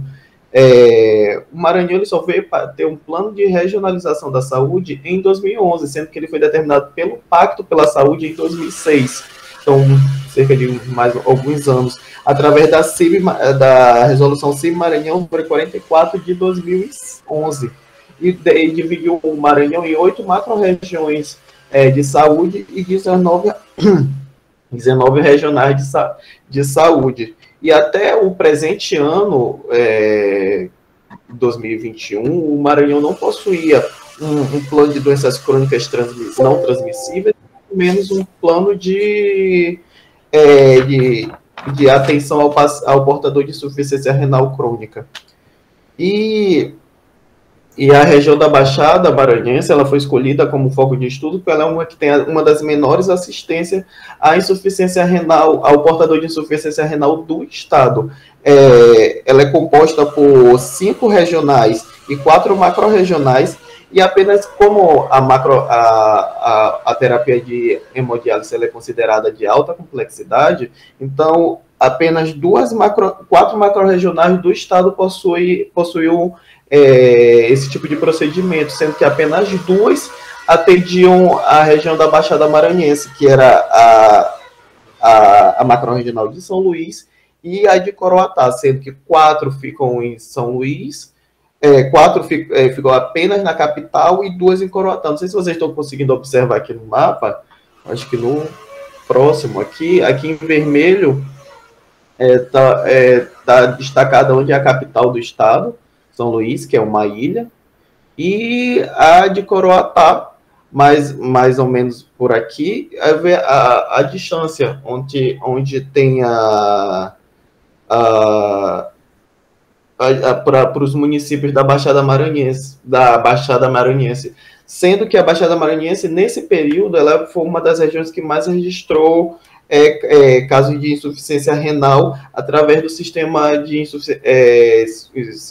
informação hospitalar do SUS, por 443 casos, sendo a regional de Pinheiro a maior. Um minuto. A regional de Pinheiro, a maior, apesar de ser a segunda maior em abrangência e em território, ela registrou 170 casos de insuficiência renal. A de Viana, que é a maior em abrangência, mas em território, e registrou 133 casos. A de Santa Inês, que é a quarta maior, registrou 78 casos. Itapecuru, que é a terceira maior, com 51 casos. E a de Bacabal, com 11 casos. E vale destacar, por último, que a Baixada Maranhense ela possui um dos menores IDHs do estado. Os municípios da Baixada Maranhense em si possuem um dos menores IDHs do estado. Nenhum município possui um IDH considerado alto, e o IDH que é considerado médio é o da cidade de Pinheiro, que é a cidade mais importante da Baixada Maranhense, considerada o polo, a sede da cidade, e ainda assim ela não possui nenhuma política de assistência à saúde do portador de insuficiência renal, e muito menos a doenças crônicas em gerais. Então, todo o processo de alta complexidade que se precisa fazer, como uma HD ou até mesmo transplante renal, ela precisa ser deslocada ou para a cidade de Coroatá ou para a cidade de São Luís, sendo que a cidade de São Luís é a única que possui um estabelecimento de saúde 100% público, que é no caso, no período, que é o Hospital Universitário da Universidade Federal do Maranhão. Então, já partindo para a conclusão, a gente consegue concluir que a Baixada Maranhense ela não possui nenhum tipo de assistência à saúde do portador de insuficiência renal, seja ela básica, seja ela média, ou seja ela alta, que é no caso aqui representada pela ausência de HD. Então, elas precisam de se deslocar em longo. A gente levanta a hipótese que as pessoas precisam se deslocar em longas distâncias até ao estabelecimento mais próximo, que no caso aqui foi explanado, que é em São Luís, ou na macro-regional de Coroatá. E isso pode gerar impactos na vida das pessoas, porque até mesmo a taxa de mortalidade nessa região chegou em 19,2% somente da insuficiência renal. Isso abre viés para imaginar que podem ser, não só se restringe apenas à insuficiência renal, mas pode se levar a outros tipos de doenças que esse deslocamento pode ser mais preciso no abatimento da qualidade de vida das pessoas de lá. Como eu falei anteriormente, eu tive que resumir muito o slide, então não vai ter as referências, porque eu precisei muita coisa para eles aceitarem o slide. Então, acho que por isso eu finalizo aqui. Tá certo, então. Parabéns, Miller, pelo trabalho. Mais uma temática aí, importante, né, para ser discutida dentro da geografia da saúde, né, e mais uma constatação, né, de como o nosso sistema de saúde, ele tem deficiências, né, tem problemas. Abrimos, então, para as perguntas, pessoal. Já estamos quase no horário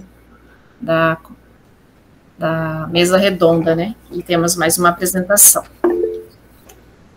Vai lá, Nara. Queria parabenizar o Miller também pelo trabalho, de grande relevância social, né, para os pacientes e também usuários do SUS como um todo. São duas questões problemáticas, né, o número de adoecimento, né, uma doença gravíssima, crônica, né, que a pessoa depende de um dia sim, um dia não, de atendimento, quase o dia inteiro, né, de diálise. Então, é um atendimento ainda bem complicado, né, de tratamento, e verificar a dificuldade das pessoas de acesso a esses serviços, né? E a outra questão é que você trouxe aí, eu achei o IDH, né, mostrando que, na verdade, há esse alto grau, né, de adoecimento, porque também há baixa qualidade de vida. E daí entra também lá do Matheus a questão da alimentação, que eu acho que pode ser uma vertente do trabalho, tentar entender o que as pessoas estão comendo, como as pessoas vivem nesses locais, né, para poder entender esse território da doença, né, de pensar também no que a gente fica querendo só aumentar os equipamentos, às vezes, de saúde naquele local, né, mas não faz as pessoas pararem de adoecer.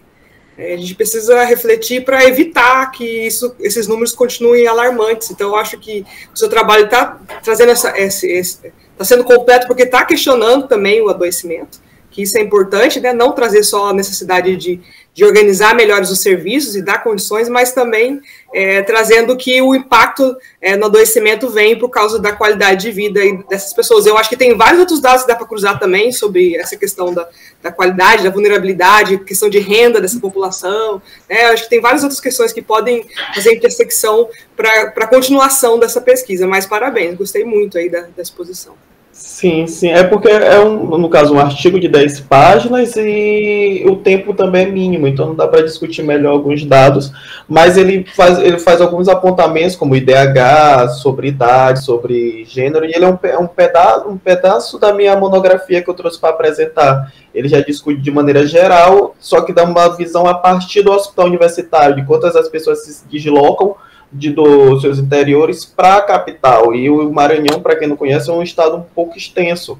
E dentro do universo da insuficiência renal, esse deslocamento ele é decisivo, porque, tanto que, como a gente brinca de spoiler, na minha monografia, ela meio que mostra que quanto mais é distante o percurso que a pessoa faz, e também mais longo o período, mais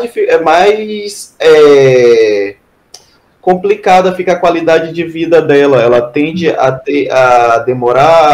não demorar muito a haver um falecimento, e ainda assim demora muito o transplante renal aqui no Maranhão. Aqui só 2 cidades fazem, e sendo que é um disparate, porque todos são em São Luís e apenas 5 registros foram captados fora do estado. Então, é uma problemática que a gente vem resolvendo, sim, aqui no Maranhão. Precisa se pontuar, hoje em dia é muito melhor do que já foi um dia, mas a assistência ao portador de insuficiência renal no Maranhão é muito pouca, e a questão geográfica não é considerada dentro desse universo. Tudo é ponderado, menos a questão geográfica. E as pessoas continuam sofrendo com isso, aqui, pelo menos. Não sei como é na cidade de vocês. Então, então vamos aí para a última apresentação do Paulo. Oi, boa tarde. Boa tarde. Peço desculpas, né, porque a gente está aqui, está ventando bastante, tempo de chuva, acaba oscilando bastante a internet. Eu vou compartilhar com vocês a apresentação.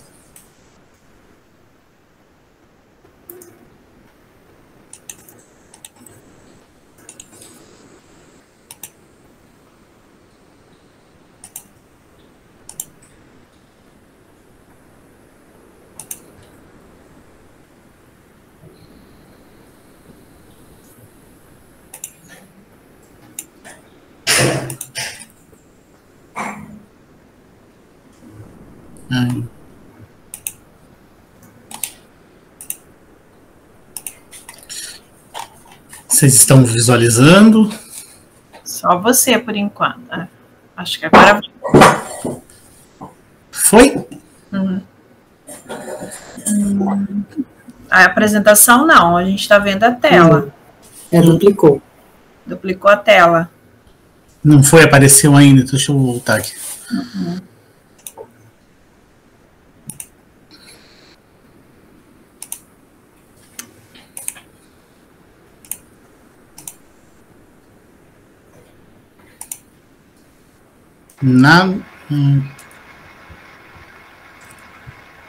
Coloca para apresentar uma tela inteira. Foi isso que eu acabei. Deixa eu colocar de novo aqui, a tela inteira. Mas se colocar a janela também dá. Essa janela que não estava deixando o aparelho. Vamos ver se agora. Então tenta inteira para ver. Agora foi na tela inteira. Foi? Ainda não, mas acho que vai. Deu, certo. Foi. Então tá bom. Pessoal, mas então boa tarde a todos, né? Espero que todos estejam bem na medida do possível, né? E o trabalho que eu vou apresentar hoje, ele é parte da minha dissertação de mestrado, né, que foi defendido na UFSCar Campus Sorocaba. Esse trabalho, né, ele tem título Tipos de Tempo e a relação com a mortalidade de idosos por doenças cardiovasculares, no caso de Sorocaba, entre os anos 2002 a 2014. E foi orientado pela professora Delcy Nunes da Silva. Entendendo, né, antes de propriamente falar do trabalho, né, de entender, né, que a atmosfera é a parte do ambiente que o organismo está mergulhado, com uma complexa interação, né. Então a gente sabe, né, a literatura nos mostra, né, que o ambiente, e especialmente o ambiente atmosférico, influencia, né, ou potencializa ou ameniza situações de enfermidade de saúde, né, de enfermidades na questão da saúde. A gente sabe que não é uma relação simples, né, uma relação causal, de causa e efeito, muitas vezes, né, mas que sim, a gente pode ter uma relação já bem desenhada, pelo que a gente já pode entender, que é potencializado por situações de vulnerabilidade principalmente. Determinados segmentos, né, são mais afetados por essas alterações, essas mudanças climáticas, né, e temporais, que no caso, um dos segmentos que a gente debruçou, esse é o segmento da população idosa. E o porquê, né, a gente foi entender isso, né? E por que também as doenças do aparelho circulatório, né? Porque a gente foi entender uma doença crônica não transmissível, né? A nossa preocupação se deu, né, pensando que as doenças do aparelho circulatório, esse dado que eu trago de 2016, né? A gente, infelizmente, a pandemia nos trouxe uma reconfiguração de cenário, pelo menos nesse momento, né? E que mostram que 30% dos óbitos no país eram oriundos de doenças do aparelho circulatório, o que dava na casa dos 30 mil óbitos. E esse panorama não era muito diferente do município de Sorocaba. As doenças do aparelho circulatório eram responsáveis por 24% dos óbitos. E desses óbitos, 76% ocorreram na população etária acima de 60 anos. Partindo desses dois pontos, né, a gente foi tentar investigar, né, nessa tentativa de entender como o tempo e também o clima interferem nessa situação. Para isso, né, uma das técnicas que a gente utilizou, a gente foi buscar na literatura e achamos a metodologia proposta por Leite Stella. Ele é biometeorologista, né, trabalha com bioclimatologia em Cuba. E tem uma técnica de tipos de tempo, que eu vou explicar melhor a metodologia para poder entender como a gente trabalhou com ela para Sorocaba. E nisso a gente cruzou esses tipos de tempo com a mortalidade por doenças cardiovasculares em idosos entre 2002 e 2014. O município de Sorocaba, né, apresentando rapidamente para vocês, né, é um município localizado na porção sudoeste do estado de São Paulo, tem uma população de quase 700 mil habitantes, é um polo de referência para situações, principalmente de saúde, ele é sede da Diretoria Regional de Saúde, que atende mais de 48 municípios, quase, se não me engano, são 48 municípios, e uma população aproximada de 2,5 milhões de pessoas, principalmente para serviços de média e alta complexidade. Principalmente em casos de internações, operações mais complexas, são todos direcionados para o município de Sorocaba. Juntamente a isso, né, Sorocaba, estando nessa porção sudoeste, tem uma característica climática bem interessante, né? Ele é uma área de domínio das massas tropicais, mas também com forte incursão das frentes polares, como diz o professor Monteiro. Hoje mesmo, né, no dia de primavera, a gente está com 17 graus de máxima, né? Então, a gente está com a atuação da massa polar, então ela está um dia bem diferente hoje, um dia típico. Atípico para o mês de outubro. Deste modo, né, esse trabalho a gente desenvolveu com a revisão bibliográfica, né, como falei, já tem uma vasta literatura sobre isso, a gente precisou entender como ela, que já tem desenhado sobre essas situações, e é o que a gente se apropriou para isso. Depois a gente fez o levantamento, a organização e o tratamento dos dados, né? Primeiro os dados climáticos, né? De temperatura, umidade, precipitação e velocidade do vento, das estações do INMET e da CETESB, localizadas na área central de Sorocaba. Peço perdão por não ter trazido o mapa, né? Acabei enviando antes e acabei não inserindo esse mapa, localização delas. E os dados de óbitos a gente obteve no DataSUS. Quando a gente pegou os dados do DataSUS, né, para fazer esse primeiro tratamento, a gente observou que aparentemente não tinha um comportamento, um padrão. O que eu estou querendo dizer, né, com isso? Que tinha dias que não tinha nenhum óbito, seguiam 2, 3 dias sem nenhum óbito, dias com 2, aí depois dias com 3, volta 1, e a gente foi fazer o quê? Nessa tentativa a gente foi entender o quê? O que é o excesso, né? A nossa relação foi, então, a partir do que é anormal nessa condição. Quais dias tem o excesso de óbitos, aquilo que é fora do normal. Com isso, a gente organizou todos esses dados em 2 grupos, os dias ditos como normais e os dias doentes. Para isso, a gente usou a mediana. Os dias que não tiveram óbitos até o valor da mediana foram considerados como dias normais. E qual foi esse valor? Foi o registro de 2 óbitos diários. Os dias que tiveram até 2 óbitos diários foram tratados como dias normais. Os dias com 3 ou mais óbitos foram denominados como dia doentes, ou seja, dias que tiveram excesso de mortalidade. E com nesses dias que a gente fez essa relação com os tipos de tempo. O professor Leite, né, o professor Leite Stella, ele combina temperatura, umidade, pressão e vento.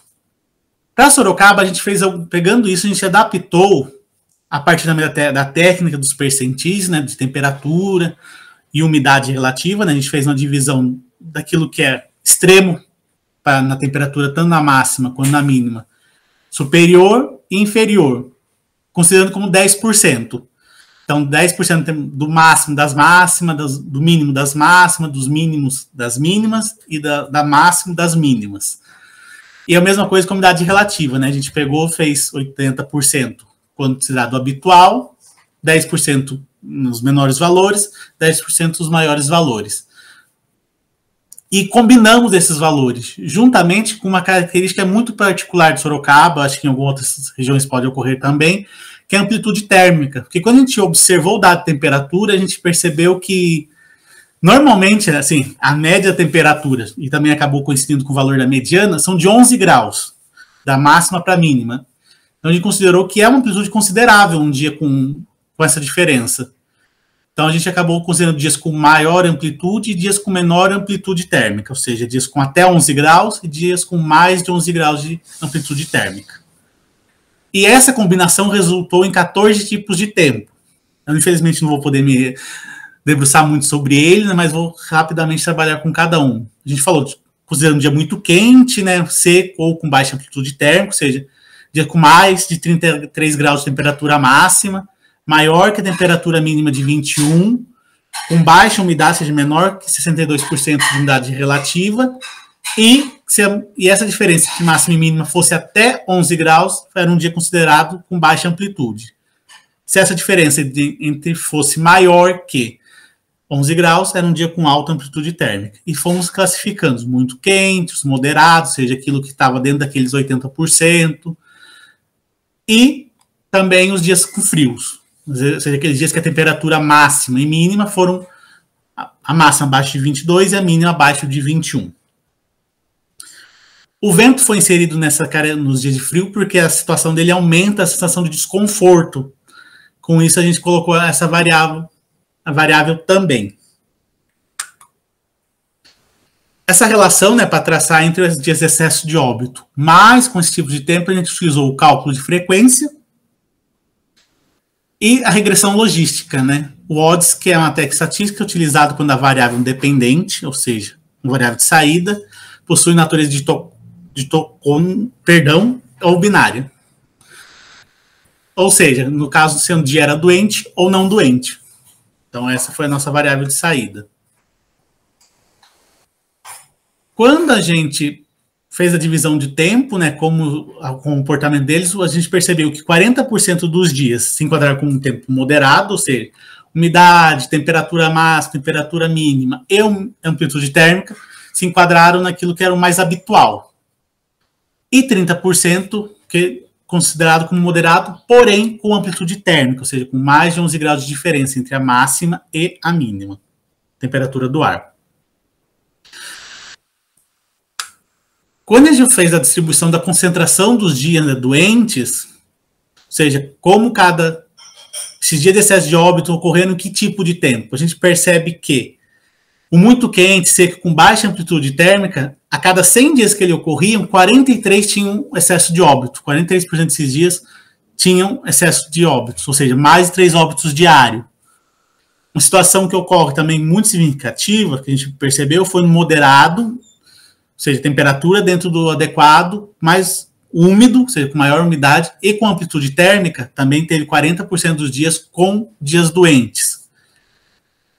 E os dias que a gente percebe que tem no cálculo de frequência menor quantidade é o moderado, com o úmido, mas sem a amplitude térmica, a gente percebe que ele tem uma concentração menor de dias com excesso de óbito. A mesma coisa a gente percebe que mesmo que um dia fosse quente, mas com baixa amplitude, a gente também percebe que são dias com menos excesso de óbitos, tipos de tempo que concentraram menos excesso de óbitos.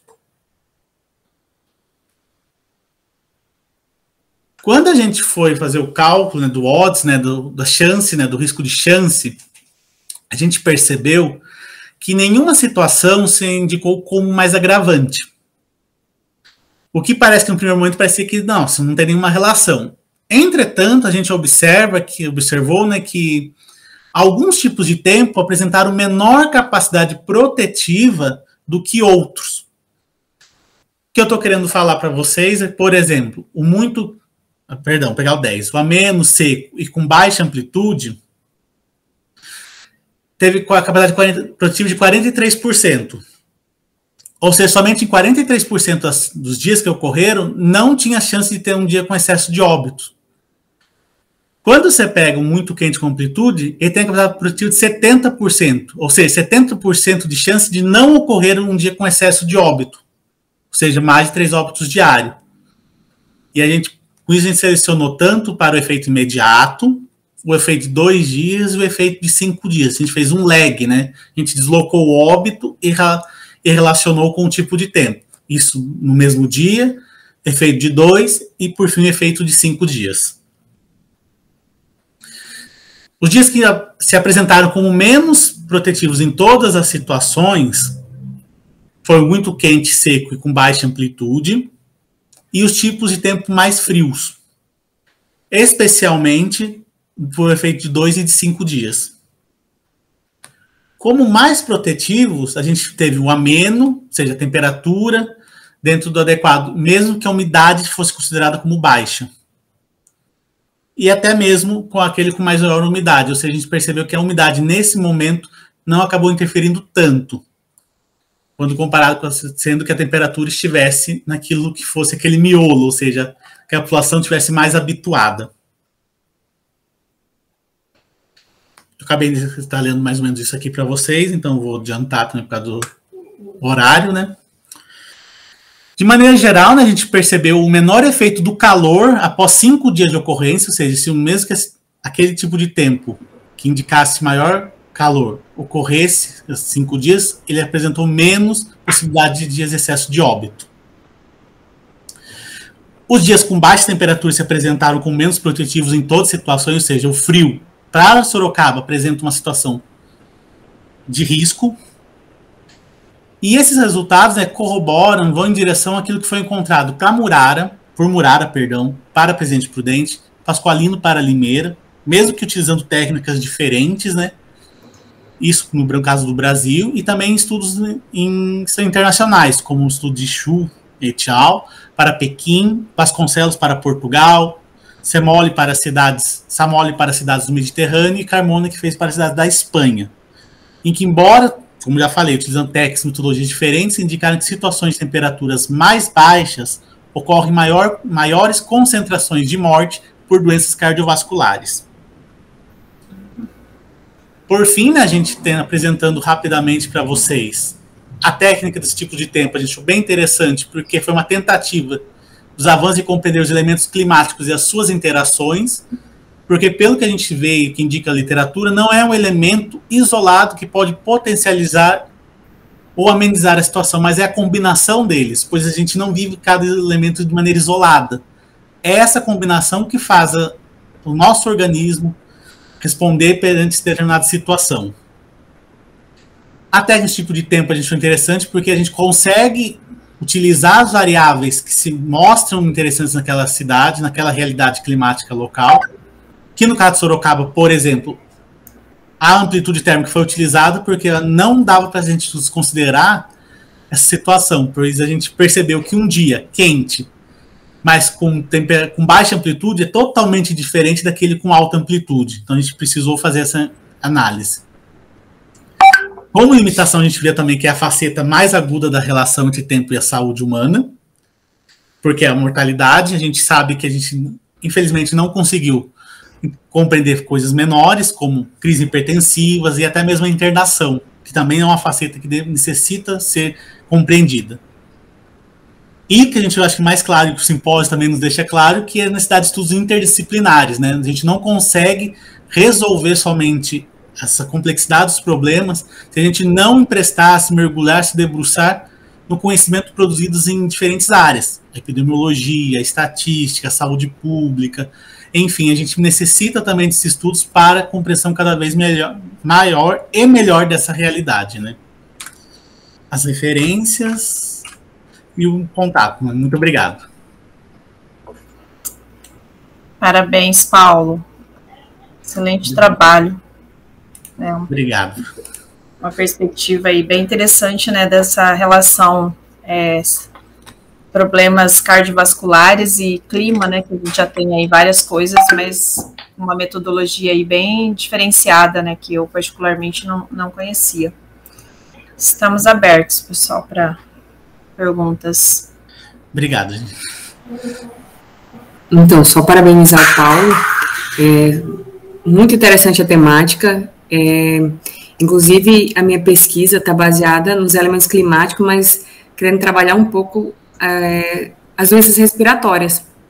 E eu achei muito bom a metodologia, o método que tu usou para tentar correlacionar. E eu acho que eu tenho que pegar teu e-mail para a gente trocar uma ideia depois. Claro, Poliana, estamos aí. Os resultados tá difícil, tá bom. Um abraço, parabéns, viu, Paulo? Obrigado, Poliana, e boa sorte também no desenvolvimento do trabalho, né? Obrigada. Mais alguém, pessoal? Então, acho que se só permite só uma observação, né, que claro. A gente, numa tentativa nossa também, né, a gente acaba não conseguindo espacializar o fenômeno, né, por motivos que é a questão do dado, né, a gente precisaria desse dado do consulta à Secretaria de Saúde, e infelizmente uma pesquisa de mestrado de 2 anos a gente não teve tempo para poder fazer isso. Então a gente acabou ficando uma pesquisa muito mais temporal, né, de tempo, né, fazendo análise de 2002 a 2014, do que a gente conseguindo aprofundar para o município de Sorocaba. A gente pretende, claro, fazer isso, acho que possivelmente no doutorado, né? Continuidade, né? Rapidinho, parabenizar todos os trabalhos apresentados aí. Por último, do Paulo, né? Acho que o espacializar, às vezes, mapear, a gente tem, às vezes, a dificuldade por causa do sigilo da fonte, né? Assim, a gente não poder saber que é importante, mas teve até uma discussão, quando que foi? Eu acho que foi agora na Ampeg, não sei se vocês acompanharam a mesa com o da Anvisa lá, esqueci, acho que estava o Rafael, a Ellen e uma professora lá de Rondônia, parece, que eles apontavam, e esse era um desafio, né? A gente tem os dados, a gente tem as informações, mas às vezes a gente não consegue fazer com que isso se torne um mapa, né? Surgiu até a discussão assim, o agente de saúde, ele tem um mapinha ali na mão dele, de papel, né? Ele sabe o que acontece, mas isso nunca é lançado no sistema, né? E aí surgiu a ideia aqui, eu vou fazer um projeto piloto em Dourados, com uma agente de saúde, que é minha aluna, que é minha orientanda, né? no TCC para a gente tentar digitalizar o mapa dela. E a gente ela jogar as informações dela neste mapa para a gente tentar cartografar, né? Obviamente, o sigilo da fonte do cidadão. Né? A ideia é que vamos ver se vai dar certo. Se der certo, depois a gente pode ampliar para o posto de saúde que ela trabalha, né? Mas esse é o grande desafio, né? Inclusive, eu estou com um desafio agora, um orientando meu também, que ele está trabalhando com dados dos docentes e técnicos administrativos da UFGD e da UENS. O porquê que esses técnicos, esses servidores, professores se afastam? São motivos laborais ou são motivos do contexto geográfico que a gente vive maior? Nós não temos a informação. Quer dizer, a universidade não tem esse dado trabalhado, separado, ele teria que ter acesso à informação. Só que a universidade está negando o acesso à informação porque é um dado sigiloso. Então nós estamos entre a cruz e a espada. E para a universidade seria importante saber por que as pessoas estão... Então eu acho que esse é um grande desafio, né? A gente conseguir o acesso aos dados. Mas muito importante. Parabéns a todos os trabalhos.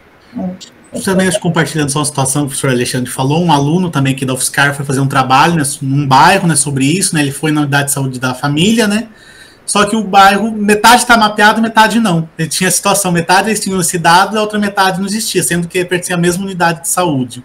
Então também um problema. Tem falhas, né, tem falhas. Sim.